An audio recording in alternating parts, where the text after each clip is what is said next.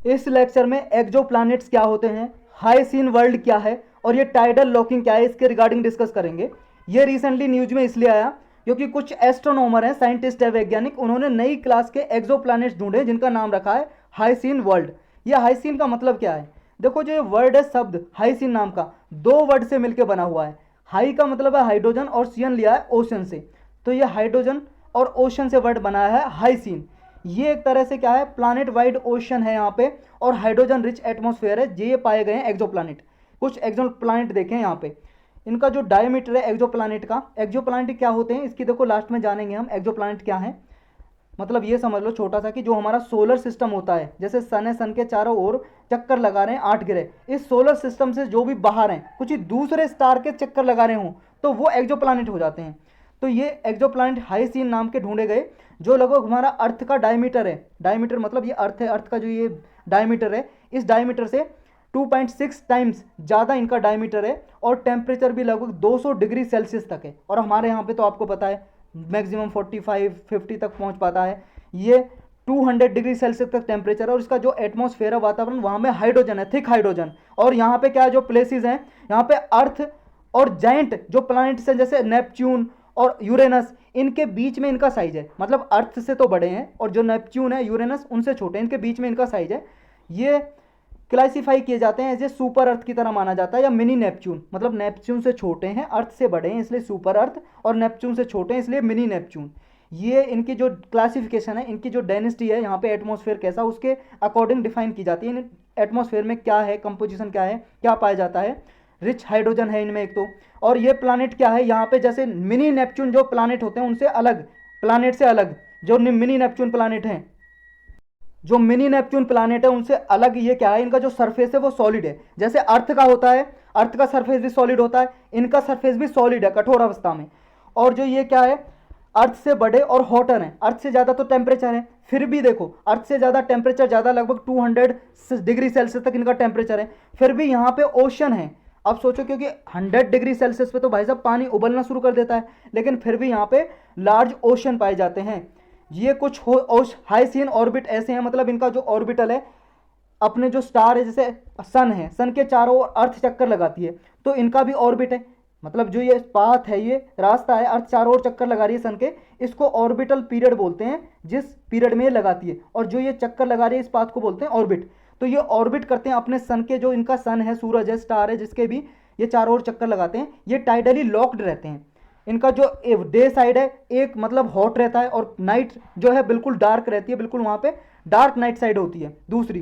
मतलब नाइट में अंधेरा और दिन में उजाला, यही जो अर्थ पे रहता है ऐसा ही रहता है। और इनका जो ऑर्बिट है वो बहुत ज़्यादा दूर होता है, और जो इनका रेडिएशन जो रिसीव करते हैं अपने सूरज से, सन से, जैसे स्टार से अर्थ पे रेडिएशन आती हैं, वो भी बहुत ही लिटिल आती हैं इस एक्सोप्लैनेट पे, हाइसियन पे, इनके स्टार से। और यहाँ पे लाइफ ऐसा माना जाता है, साइंटिस्ट कहते हैं कि यहाँ पे लाइफ एग्जिस्ट कर सकती है, यहाँ पे भी जीवन संभव हो सकता है।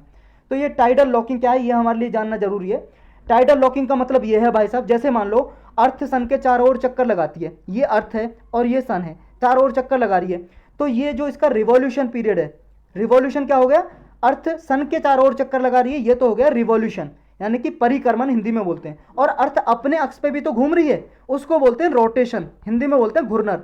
तो देखो रोटेशन कितने पीरियड में करती है, 24 घंटे में कर लेती है। तो ये तो दिन चेंज होता है, और चक्कर कितने दिन में लगाती है, 365 दिन, लगभग 365 डेज में। देखो रिवॉल्यूशन कितना है, 365 डेज, और 1 डेज में अपना रोटेशन है। लेकिन टाइडल लॉकिंग क्या होता है, जब ये चक्कर भी और अपने अक्ष पे भी रोटेट सेम टाइम में करे। यानी अगर देखो ये हाई सीन क्या करते हैं, जैसे इनका जो स्टार होता है सन, जैसे हमारा स्टार है सन, ऐसे इनका कोई स्टार होता होगा, मान लो सन ही है, अपने सन के चारों ओर ये चक्कर लगाएगा, मान लो हाई सीन, तो इसका जो रोटेशन पीरियड है अपने अक्ष के चारों ओर घूमता है और रिवॉल्यूशन करता है, वो सेम रहेगा। मान लो अगर 10 दिन में चक्कर लगा रहा है सन के, तो 10 दिन में ही अपने अक्ष पे, अपने एक्सिस पे रोटेट करेगा। तो इनका रोटेशन और रिवॉल्यूशन का टाइम सेम रहता है, उसी को बोलते हैं टाइडल लॉकिंग, जब when object orbital period matches it's rotational period. अब इसके सिग्निफिकेंस क्या है भाई साहब, जो रिसर्च कर रहे हैं एक्सो प्लानिट, ये ढूंढा हाइसियन, देखो क्या है, इससे क्या है, जो हमारा जो प्लानिट है उसका जो एक्सट्रीम एक्वाटिक एनवायरनमेंट है, उसकी तरह ही इन प्लानिट का भी सिमिलर होता है। तो इसके बारे में रिसर्च होगी। और नेक्स्ट क्या है, यहाँ पे जो लाइफ के बारे में, कि कैसे लाइफ अर्थ पे ओरिजिनेट हुई, इसके बारे में कुछ पता चलेगा। क्योंकि देखो अर्थ का रेमिनिसेंट समझा जाता है एक्सोप्लैनेट को, क्योंकि ऐसा माना जाता है अर्थ पे भी हजारों मिलियंस ईयर्स पहले अर्थ पे भी क्या है, समुद्र हुआ करता था, पानी भरा हुआ करता था, ओशन से कंप्लीटली कवर था।